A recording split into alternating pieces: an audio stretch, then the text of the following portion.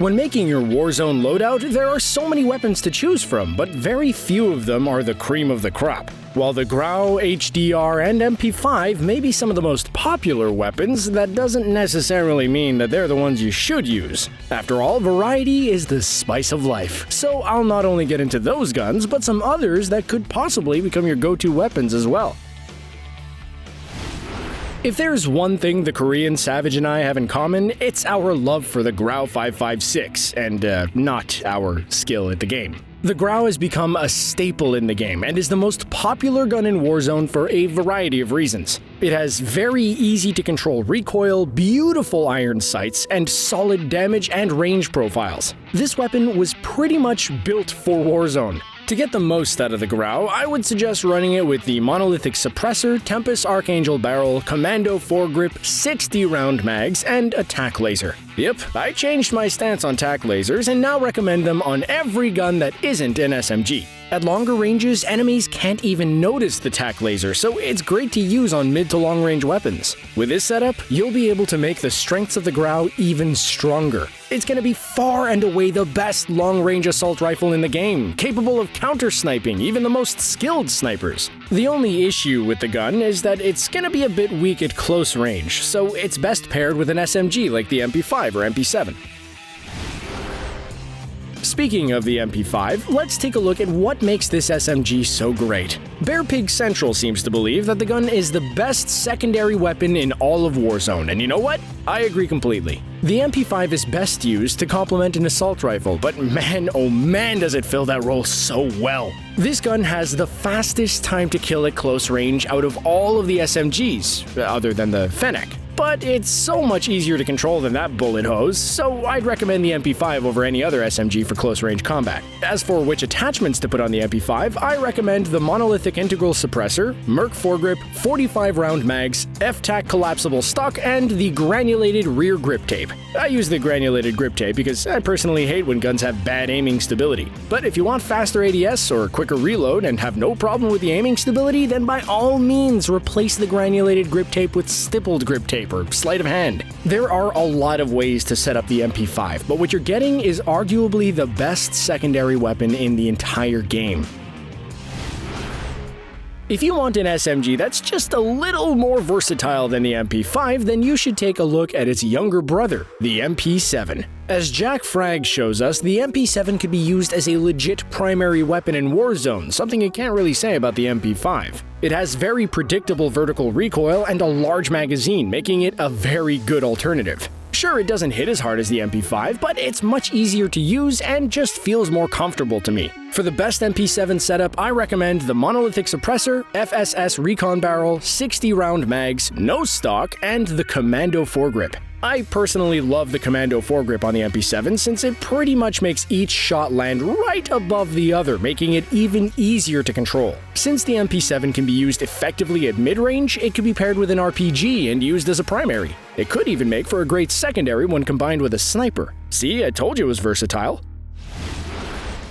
But enough about SMGs, let's get into one of the best Grau alternatives available, the Bruen MK9. The Bruen is the best LMG for Warzone, and it seems like Incognito agrees with me. This is an LMG that could be turned into an assault rifle with incredible range and damage profiles through its unique 60-round mags attachment. The Bruen is very stable and easy to control, but you're gonna notice that even though it acts like an assault rifle, it doesn't feel like one. I think the best Bruen setup would be the monolithic suppressor, XRK summit barrel, tac laser, 60-round mag, and the GI Mini red dot sight. The Bruen's iron sights are, well, awful, and even with a tac laser, the Bruen still has pretty bad aiming stability, which is why I decided to go with a red dot sight over a higher zoom optic. In terms of time to kill, the Bruen has the Grau, Kilo, and M4 all beat, but it's the gun's handling properties that hold it back from being elite. While not all of us can be as good as Stode is with the HDR, it's clearly the best sniper in Warzone. Now, I'm not saying the AX50 is a bad weapon by any means, I'm just saying that the HDR is easier to use since it has much less bullet drop than the AX50. Within 300 meters, the HDR is pretty much a hit scan. Wherever you aim, that's where the bullets are going to land, so you don't need to lead your shots as much or aim slightly above their head to land a headshot. You just aim and shoot. I think the best setup for the HDR is the monolithic suppressor, HDR Pro Barrel, TAC Laser, F-TAC Stalker Scout Stock, and the 9-round mags. If you prefer to use thermal optics, you could swap the 9-round mags out for a scope. At the end of the day, the HDR is just a sniper, so it's not really gonna be a do-it-all kind of weapon. You are definitely gonna need something to help you out at close to mid-range, so an SMG like the MP7 or an assault rifle like the M4, Ram 7, or CR-56 AMAX are all really good choices. Speaking of the M4A1, this is a gun that is not only good in multiplayer, but also a really solid option in Warzone. As Who is Immortal shows us, the M4 is a really good option for close to mid-range combat. This gun absolutely slaps within the optimal ranges and can even get the job done at long range with the right setup. As for what attachments should make up that setup, I would recommend the monolithic suppressor, M16 Grenadier barrel, Ranger foregrip, TAC laser, and 60-round mags. The M4 is one of the most versatile and consistent guns in Warzone, but its recoil is holding it back from beating the Grau as the most balanced assault rifle. Still, it's much better at close range than nearly every single 5.56 ammo AR in the game, so you have to make sure to use the M4 to its strengths. We mentioned the Bruen as one of the best alternatives to the Grau, but Dismo has led me to believe that the Kilo 141 may very well take the cake as the best alternative. The Kilo is the starter assault rifle, which means it's often glossed over, but at most ranges, the Kilo outclasses the Grau. Only from 45 to 55 meters and 85 to 95 meters does the Grau outperform the Kilo in terms of time to kill. In my opinion, the best Kilo setup would be the monolithic suppressor, Singard Arms Prowler barrel, TAC laser, 60-round mags, and VLK scope. I don't use the VLK scope just because I don't like the iron sights. It's actually much deeper than that. For whatever reason, the VLK scope also improves recoil stabilization, despite it not being listed as one of the attachment's pros, which is why I usually run it instead of a Commando foregrip. But the Kilo is a very solid option if you want to try something different.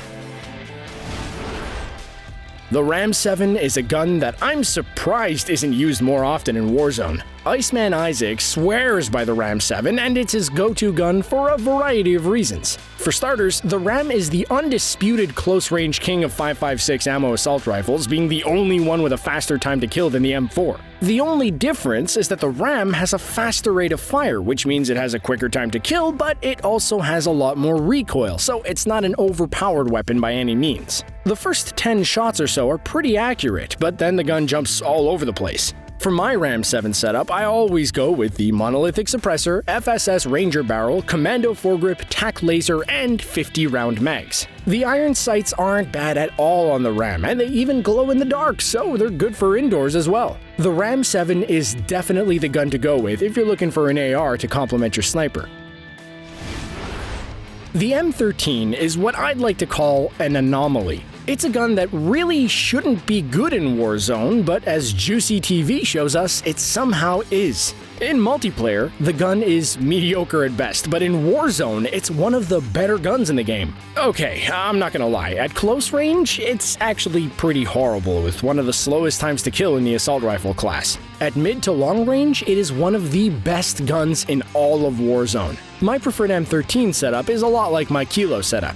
I recommend using the monolithic suppressor, Tempest marksman barrel, TAC laser, 60-round mags, and VLK scope. Again, I usually run the Commando foregrip on the M13, but since I learned about one of the VLK scope's hidden pros, I started using it instead because the iron sights aren't great. If you combine the M13 with a longer range SMG like the MP7, you have one of the best loadouts in all of Warzone, capable of doing work at all ranges. I'd recommend giving it a shot.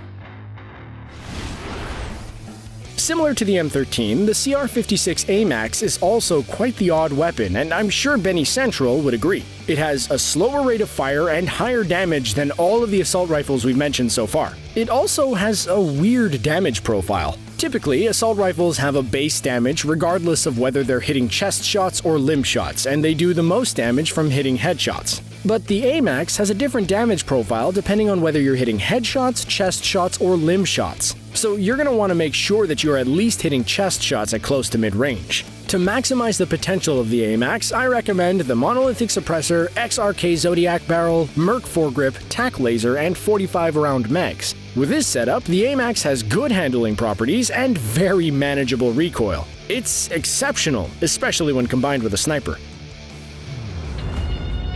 And that is everything you need to know about Call of Duty Warzone's strongest weapons. I personally roll with the Grau and MP5 in my loadout, but what's your favorite weapon in Warzone? Let me know in the comment section below, and don't forget to subscribe to CBR for more gaming videos. Thanks for watching.